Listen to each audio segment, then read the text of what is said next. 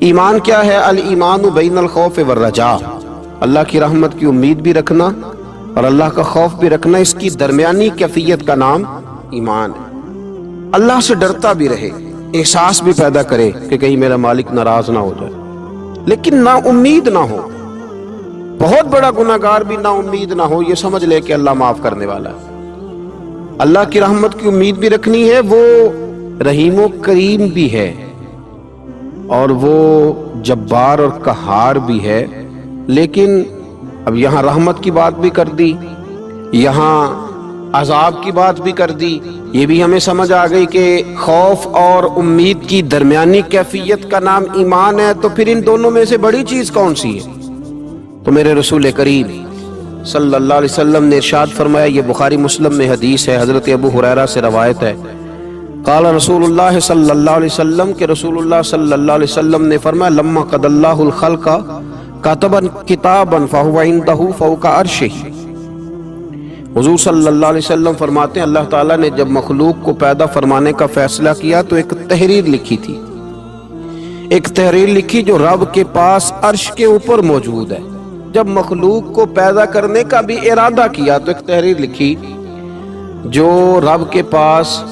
محفوظ ہے اللہ کے عرش پر۔ وہ تحریر کیا تھی؟ ان رحمتی سبقت علی غضبی، کہ بے شک میرا غضب زیادہ نہیں ہے، میری رحمت ہی زیادہ ہے،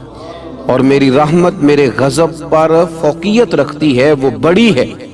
تو یہ تو اس وقت اللہ نے جب مخلوق کو پیدا کرنے کا ارادہ کیا تو اس وقت ہی فرما دیا تھا کہ میری رحمت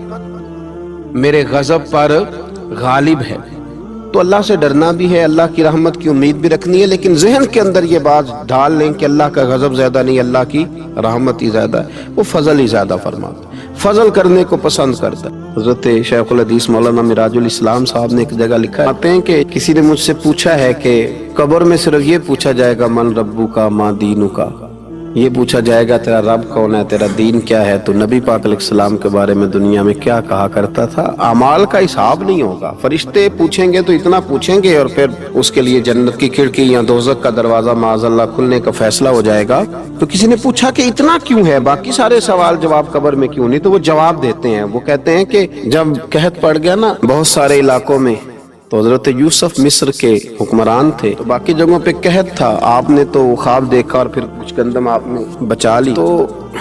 حضرت یوسف علیہ السلام کے پاس بہت سارے لوگ گندم لینے کے لیے پہنچنے لگے، تو آپ نے رستے میں کچھ چوکیاں بنا دی تھی، پولیس والے کھڑے کر دیے تھے سمجھ لیجئے، تو ان سے کہا تھا کہ جو آدمی گندم لینے کے لیے آیا اس سے پہلے اس کا نام پتہ پوچھو، بلدیت پوچھو، اور یہ پوچھو کیا لایا ہے، وہ کس چیز کے عوض گندم لینے آیا ہے، پیسے لایا ہے، کوئی اور چیز لایا ہے، یہ پوچھو۔ چوکیاں مقرر کر دیں، انتظار تو تھا نا کہ میرے بھائی آئیں گے، وہ آئیں گے، حضرت یعقوب کے بیٹے آئیں گے، انتظار تو بھائیوں کا تھا، اگرچہ انہوں نے بڑی زیادتی کی ہے پر ان کو آنا تو ہے۔ تو فرمانے لگے کہ سارے لوگ آئیں تو ان سے پوچھنا کہ وہ کہاں سے آئے ہیں، وہ کون ہیں اور کیا لائے ہیں، یہ بھی پوچھنا، لیکن فرمایا جب کنعان کے لوگ آئے نا تو بس اتنا پوچھ لینا وہ کون ہے، یہ نہ پوچھنا کیا لے کے آئے، بھائی ہے نا تو ان کی پردہ پوشی کرنی، ان سے نا بس اتنا پوچھ لینا کہ وہ کون ہے، وہ اگر بتائیں کہ ہم کنعان سے آئے ہیں تو بس اتنا ہی کافی ہے، ان سے پھر اگلا سوال نہ کرنا۔ تو حضرت شیخ فرمانے لگے، رب فرماتے فرشتو تم نہ جا کے بس اتنا پوچھ لینا قبر میں میرے بندے سے کہ وہ مجھے جانتا ہے نا، اس کا پردہ نہ کھولنا، تم نہ حساب کتاب پوچھنا، بس اتنا پوچھ لینا مجھے اور میرے نبی کو جانتا ہے، اگر وہ کہے جانتا ہوں تو پھر آنے دینا، میدان محشر میں خود پوچھ لوں گا۔ اور مسلم شریف کی حدیث ہے، میرے رسول پاک علیہ السلام فرماتے ہیں اللہ اپنے بندے پر اپنی رحمت کی چادر ڈال کے پوچھے گا، لوگوں سے چھپا کے پوچھے گا، یہ گناہ کیا تھا اللہ میں بھول گیا تھا، یہ والی غلطی کی تھی اللہ میں بھول گیا تھا،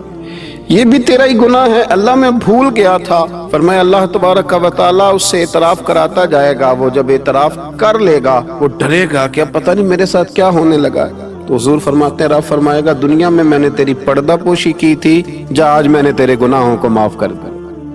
تو یاد رکھیں کہ صبح قیامت بھی اللہ تبارک و تعالیٰ کی بارگاہ اپنے بندوں پر فضل فرمائے گی، رحمت فرمائے گی، تو یہاں بھی اس کے کرم کی امید رکھیں،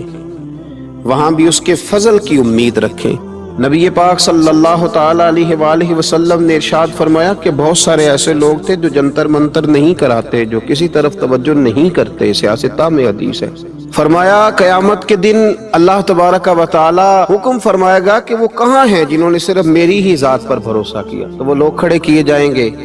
اللہ تبارک و تعالی ان سے حساب نہیں لے گا، انہیں بغیر حساب کتاب جنت عطا کر دے گا۔ حضرت عکاشہ بن محسن رضی اللہ تعالی عنہ عرض کرنے لگے، یا رسول اللہ صلی اللہ علیہ وسلم میرے لیے بھی دعا کریں، اللہ مجھے بھی ان لوگوں میں شامل کر دے۔ تو حضور نے فرمایا اللہ میرے عکاشہ کو بھی ان میں شامل فرما۔ پھر ایک اور صحابی کھڑے ہوئے، عرض کی یا رسول اللہ میرے لیے بھی دعا کریں